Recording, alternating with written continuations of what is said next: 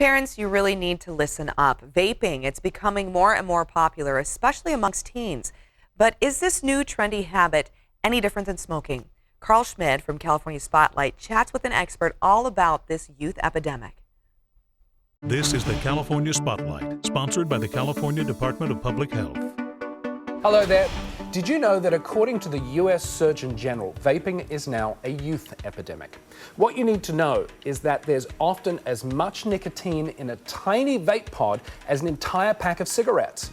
The California Department of Public Health reports that nicotine alters teens' developing brains and can increase anxiety, irritability, and impulsivity.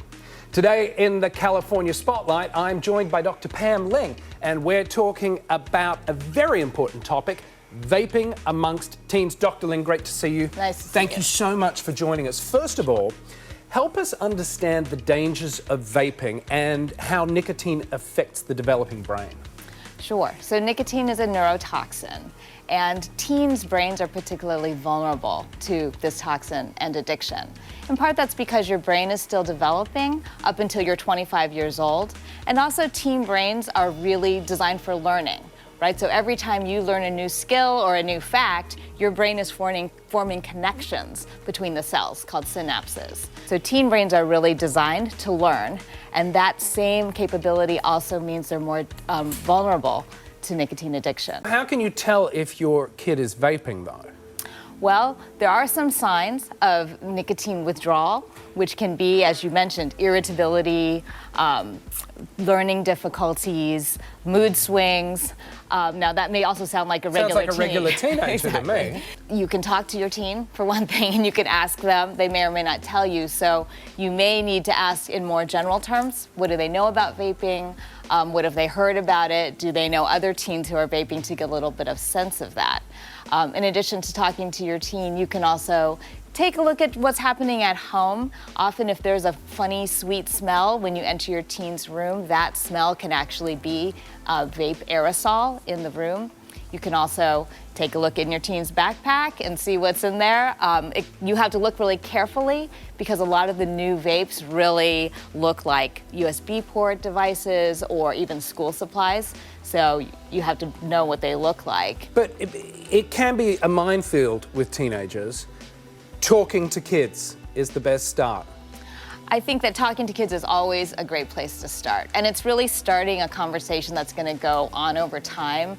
So you want to avoid sort of single lecture from mom as your only way of finding out what's happening with your kids. But listening more than talking is a great idea. And especially if your kids are young, you may just want to ask them what their experience is and what they know. A lot of teens, they start vaping because they think it's different from cigarettes. They also don't even realize that it may have a lot of nicotine or what nicotine does. 4 out of 5 kids actually start vaping because of the flavors and just curiosity about the flavors. And they don't really realize that, each little pod, like this tiny vape pod, contains the same amount of nicotine as a pack of cigarettes. I do think also parents can ask their school administrators what's being done about teen vaping. So middle schools and high schools across California are seeing this happening and are putting policies in place.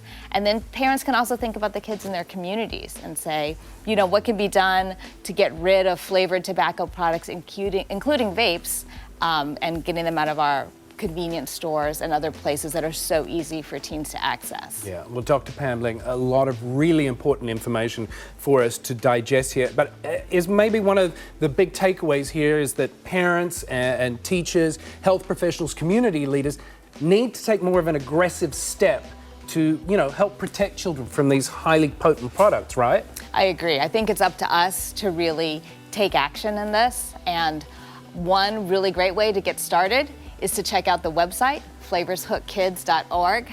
And the website has information about the vapes. It has pictures so you can find out really what they look like and what they do. Also ways to talk to your school administrators or even send a letter to the mayor. Dr. Ling, thank you so much. What's that website again? Sure. It's flavorshookkids.org. flavorshookkids.org. Well, there you have it. If you'd like more information on anything we've discussed in today's California Spotlight, go to flavorshookkids.org. Dr. Ling, thank you. Thank you. And I'll see you next time. This interview involves commercial content. The products and services featured appear as paid advertising.